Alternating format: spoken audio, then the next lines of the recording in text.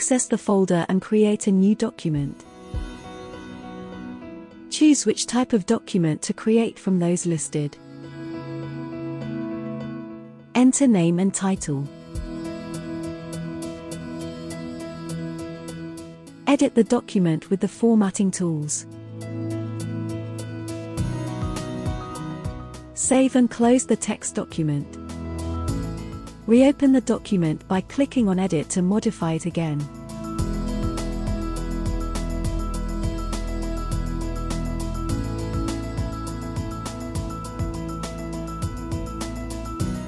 Once the document version is updated, simply consolidate it. To get a first version of the created document,